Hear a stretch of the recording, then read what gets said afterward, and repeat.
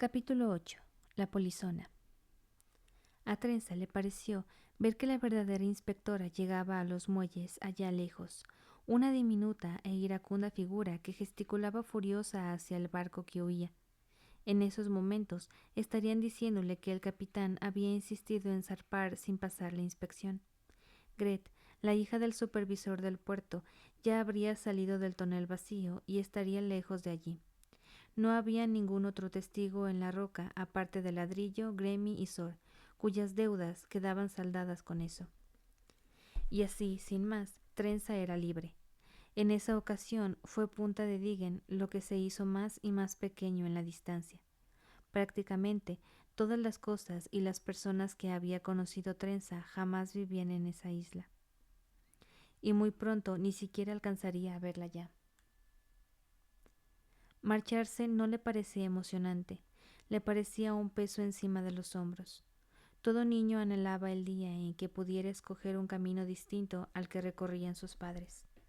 Trenza había querido con todas sus fuerzas que el que había elegido ella no la llevara a arrojarse por un acantilado. Pero en todo caso era libre. Había aceptado sin contratiempos. Ah, caray. Yo decía, ¿por qué como que me escucho rara? Pues no traigo los audífonos. Jaja. Pues así como sé cómo me escucho.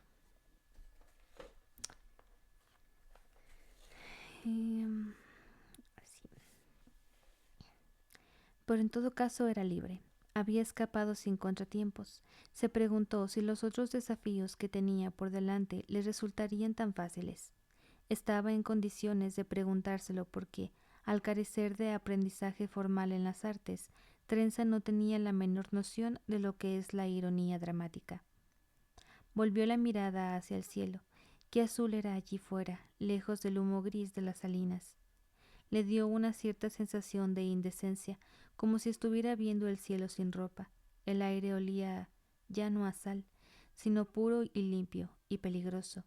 La ausencia de sal daba rienda libre a las esporas. Por suerte, la regala del barco estaba cubierta de plata, y seguro que la gente no navegaría por el mar Esmeralda si no fuera al menos razonablemente seguro. Las velas se inflaron y se sacudieron mientras el barco viraba, y los marineros se afanaban dándose voces entre ellos. No habían tenido más remedio que aceptarla a bordo, porque las cédulas de adquisición del rey obligaban a los capitanes a dar pasaje a todo funcionario que deseara abandonar la roca. Así que la tripulación dejaba en paz a Trenza, que se quedó en la parte trasera del barco en el alcázar, cerca de donde el capitán charlaba con el timonel. Trenza llevaba uniforme de inspectora, con una casaca de brillante rojo y dorado que le caía por debajo de las rodillas. Robada la noche anterior, era la ropa de repuesto que la inspectora guardaba en su armario. La madre de Trenza la había ajustado a la perfección para que diese la impresión de estar hecha a medida para ella. Y por supuesto, en el registro de amarres que había en la habitación de la inspectora figuraba, por error, una cifra incorrecta para la hora en que el sueño de Ud abandonaría la roca, que había provocado que la mujer llegara tarde. Lo único que Trenza llevaba consigo era un pequeño atillo de ropa y una bolsa con tazas y jarras.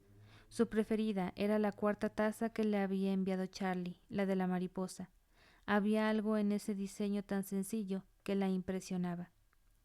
Se alegró de que los tripulantes no le hicieran caso, porque era difícil disimular lo muy boquiabierta que la tenía aquel océano de esporas verdes. Trenza no estaba al tanto de los hechos científicos que permitía flotar el barco, pero la verdad es que son bastante interesantes. En el lecho oceánico había fumarolas que liberaban ráfagas de aire hacia arriba. Agitadas de ese modo, las esporas se comportaban como un líquido. Es un fenómeno que puede darse en cualquier mundo, incluido el tuyo. Se llama fluidización.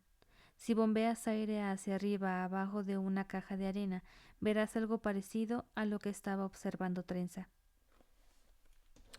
Interesante, interesante. Por todas partes salían burbujas entre las esporas, revolviendo y ondulando el océano. Las esporas lamían el casco del barco y fluían alejándose, salpicando, creando olas. No era del todo igual que el agua. El mar era demasiado espeso y las crestas de las olas se deshacían en volutas de esporas verdes.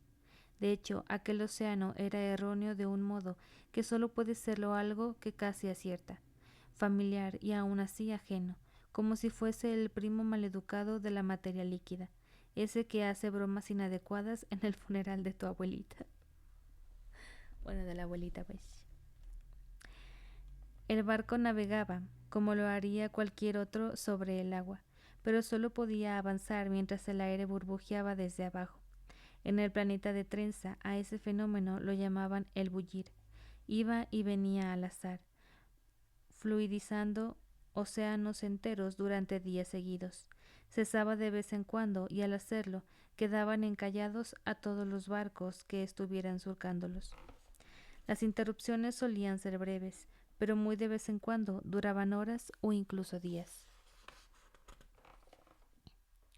Una ola se estrelló contra el lado del barco y arrojó una erupción de esporas al aire. Trenza no pudo evitar que se le escapara un grito y alejarse de la borda, pero las esporas enseguida se volvieron grises al morir. «No hemos navegado mucho, ¿eh?», preguntó el capitán desde el timón. Tenía un aliento espantoso, una tez tan morena que parecía tostada, y el pelo ralo y apelmazado. Imagínatelo con la respuesta a la pregunta: ¿qué pasaría si la porquería que se acumula en el desagüe de la ducha cobrara vida? Pero era la mejor opción que Trenza había encontrado, después de pasar semanas estudiando las idas y venidas de los barcos, así que no podía quejarse, aunque el capitán volviera a reírse de ella la siguiente vez que se alzaran las esporas.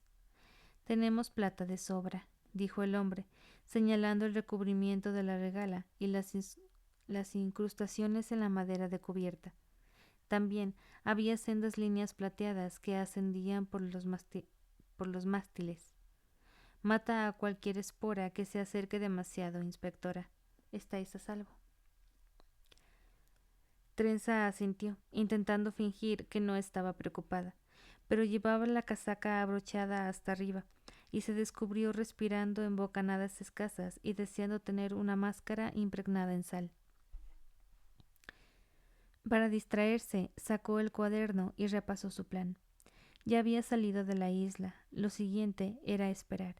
El barco la llevaría a la isla del Rey en el archipiélago central. Una vez allí, Trenza tendría que buscar la forma de entrar en palacio y conseguir una copia de la petición de rescate por Charlie. Esa sería la forma más sencilla de liberarlo. De acuerdo. Pagar el rescate por sus propios medios resultaría casi imposible, pero aún así parecía más fácil que internarse en el mar de medianoche y enfrentarse a la hechicera. Con un poco de suerte, si se las ingeniaba para pagar el rescate o si convencía al rey de que lo pagara, le entregaría a Charlie sano y salvo. Le entregarían a Charlie sano y salvo. La madera crujió al acercarse al capitán. «Tenéis un pelo precioso, inspectora», le dijo, «del color de una buena jarra de hidromiel». Trenza cerró el cuaderno de golpe. «Creo que voy a retirarme a mi camarote». El capitán sonrió. Era justo la clase de hombre que creía que todas las mujeres presentes estaban pensando en él, lo cual era cierto, en la medida en que todas deseaban con desespero que el capitán se marchara en dirección contraria. Hizo un gesto a Trenza para que lo acompañara descendiendo del alcanzar hacia los camarotes. Por fortuna, el capitán la dejó en la puerta sin tener que obligarlo. La habitación era pequeña pero privada, y la puerta tenía cerrojo. Trenza se sintió mucho más a gusto cuando estuvo a salvo en el interior. Se sirvió agua en su taza de mariposa y se sentó en el camastro para pensar. Todo le transmitía una sensación mucho más real que antes. ¿De verdad estaba haciéndolo? ¿De verdad había dejado atrás su hogar? ¿Qué eran esas palomas tan raras y coloridas? ¿Y por qué estaban hablándole? ¿Palomas? ¿Qué? Lo último era un efecto secundario del veneno que el capitán había ordenado poner en el agua de trenza. Por desgracia, en esa historia no hay palomas parlantes, solo ratas parlantes. ¿Qué? Bueno, sé lo de la ratita, pero ¿qué?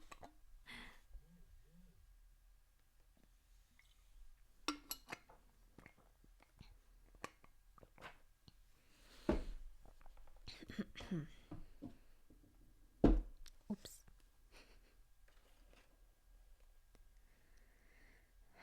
A ver. Capítulo 9. La rata. Trenza despertó. Eso era bueno. Aprobaba, sin embagues, no morir el primer día de su aventura. Sin embargo, tenía un dolor de cabeza espantoso, y lo único que veía era una negrura. ¿La negrura era algo visible o indicador de que en realidad no veía? Buena pregunta. ¿Se podía oír el silencio? ¿Saborear la nada? Bueno, a juzgar por cómo crujía la madera, Trenza estaba en la bodega del barco. Gimió, se incorporó y tanteó a su alrededor. Sus dedos encontraron unos barrotes. Estaba enjaulada. No encontrarás ninguna salida, dijo una voz queda. Sonaba masculina, pero daba una impresión contraída, como si alguien hubiera aferrado a las palabras y estuviera estrujándolas para sacarles el jugo. ¿Quién eres? Preguntó Trenza en voz baja. Otro prisionero. He oído cómo hablaban de ti. ¿Eres inspectora? Sí, mintió Trenza. Trabajo para el rey. No puedo creer que se hayan atrevido a atacarme. Trenza, en su interior, estaba entrando en pánico. El capitán debía de haber descubierto su engaño. El barco ya estaría regresando a Punta de Diguen para buscar a la verdadera inspectora, y entonces todo se vendría abajo. No, ya se había venido abajo. Trenza se quedó sentada con la espalda contra los barrotes. Menuda decisión más alocada has tomado, inspectora, dijo la voz. ¿Abordar el barco tú sola? ¿Qué pensabas que iba a pasar? ¿Creías que los detendrías a todos tú sola? ¿Detenerlos? Preguntó Trenza. ¿A qué te refieres? ¿Estás diciéndome que no lo sabes? Por si no eres muy de escuchar historias, una pregunta como esa nunca augura nada bueno. Este es un barco de contrabandistas, explicó la voz. Falsifican las cédulas mercantiles del rey. Así pueden comprar y vender mercancías sin pagar las tasas. Trenza gimió y dio un cabezazo contra los barrotes. Y han pensado que sospechaba de ellos. Han pensado que por eso he subido a bordo. ¿No es así?, dijo la voz y se echó a reír. O al menos a Trenza le pareció que era una risa. Salió como una sucesión aguda de chillidos, como un asno hiperventilando. ¿Ha sido por pura casualidad? Ay, pobrecita. Pues sí, sí fue por casualidad. Trenza se cruzó de brazos en la oscuridad, soportando las burlas. Por lo menos no le llevarían de vuelta a Punta de Diguen para entregarla al duque. En vez de eso, sin duda, los contrabandistas la asesinarían y se desharían del cadáver. Decidió no llorar. Llorar no sería práctico, así que asunto zanjado, nada de llorar. Sus ojos vetearon la resolución. Dijo la voz, tranquila. Por lo menos has salido de la roca, ¿verdad? ¿Conoces la roca?, preguntó Trenza, frotándose los ojos. Estúpidos ojos. Seguro que solo buscaban algo que hacer, ya que no podían ver y tal. Iba hacia allí para visitarla, respondió la voz, antes de que los marineros me encontraran y me encerraran aquí. ¿Por qué querrías visitar Punta de Diguen?, se sorprendió Trenza. Tengo mis motivos, dijo la voz. Los de mi especie somos así de misteriosos. ¿Tu especie?, preguntó Trenza. Espera, que te lo enseño. Mejor cúbrete un poco los ojos. Un momento. Un momento después entró un chorro de luz por un pequeño agujero en el casco. Trenza parpadeó y se apartó el pelo lacio de los ojos para estudiar su entorno. Estaba en una celda empotrada en la bodega del barco, que tendría como 1,25 metros de lado y no era mucho más alta. Enfrente de ella, atada encima de unas cajas, había una jaula mucho más pequeña. Contenía una rata negra común. El animal había sacado un corcho del agujero con sus minúsculas arpas. Lo tengo siempre tapado, dijo, para que no se enteren de que está ahí. No quiero que muevan la jaula, ¿entiendes? Es por... La rata se interrumpió al volverse y ver a Trenza por primera vez. Ladeó la cabeza. ¿Qué pasa?, preguntó Trenza. El animal se quedó callado. Los únicos sonidos eran los del barco.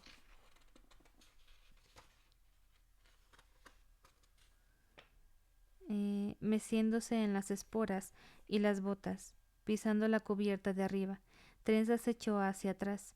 No le hacía mucha gracia cómo estaba mirándola la rata con aquellos ojillos brillantes. ¿Qué pasa?, exigió saber. No he podido verte bien cuando te bajaban. No me había dado cuenta. No esperaba que fueras tan joven. Tú no eres una inspectora del rey. Tengo aspecto juvenil. No lo dudo, respondió la rata. Avanzó hacia el borde de su jaula, se levantó sobre las patas traseras y se inclinó hacia adelante, juntando las minúsculas arpas. Era una pose muy de rata, lo cual Trenza supuso que tenía sentido. Estás escabulléndote de la isla, dijo, por las lunas. ¿Por qué querrías hacer algo así? Ya te lo he dicho, espetó Trenza. Nadie quiere estar en Punta de Diggen. Y de todas formas, los marineros se lo han creído, así que no hace falta que sigas mirándome así. Mi plan de huida ha funcionado. Menos por lo de asustar sin querer a un puñado de contrabandistas, dirás. Trenza volvió a frotarse los ojos. ¿Podemos volver un poco atrás en la conversación? Me parece que nos hemos saltado un desvío importante. No es por ser maleducada, pero eres una rata.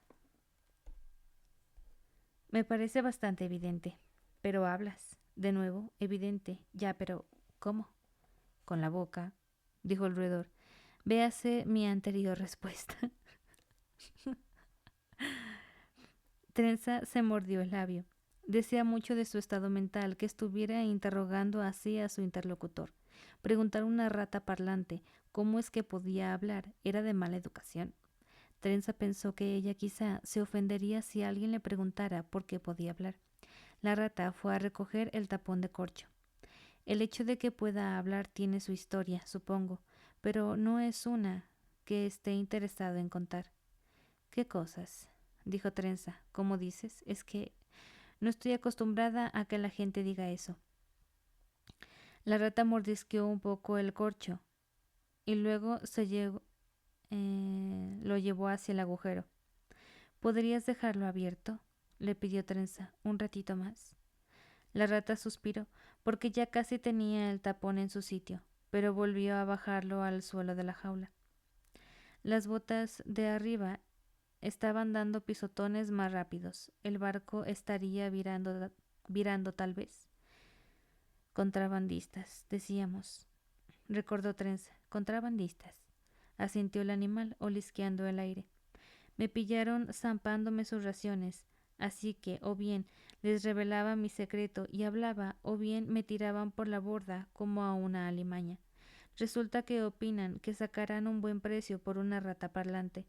Me planteé avisarlos de que no tengo nada interesante que decir, pero entonces se me ocurrió que no sería buena idea darles motivos para dudar de mi valor. La rata mordisqueó un poco más el corcho. Con eso de la guerra inminente, un capitán de cada 2 se ha hecho contrabandista, así que no te fustigues mucho por haberte metido en el barco de uno sin querer.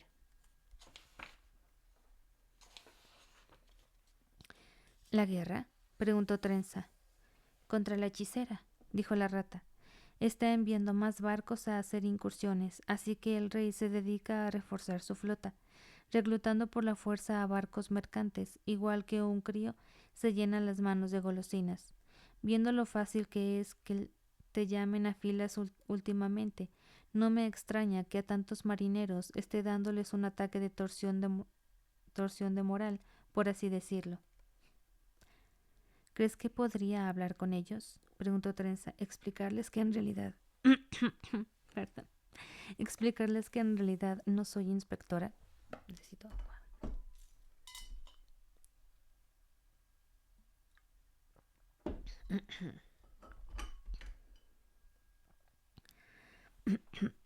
Ah, ¿de pronto no lo eres? Soy lo que sea que me saque de esta jaula. Un amigo mío tiene problemas y debo rescatarlo. ¿Amigo? Dijo la rata. ¿Te has ido de casa por un hombre? Trenza se quedó callada. Cielos, ningún hombre merece que hagas que te maten, dijo la rata. Si consigues escapar, deberías volverte a esa roca tuya. No es cualquier hombre, dijo Trenza, y además cayó al oír un estruendoso estallido en algún lugar de fuera. Trenza le dio la cabeza. ¿Qué ruido más raro? Estando en el océano, ¿qué podría ser? El destino respondió a su pregunta enviando una bala de cañón con entrega urgente a través del casco de la nave.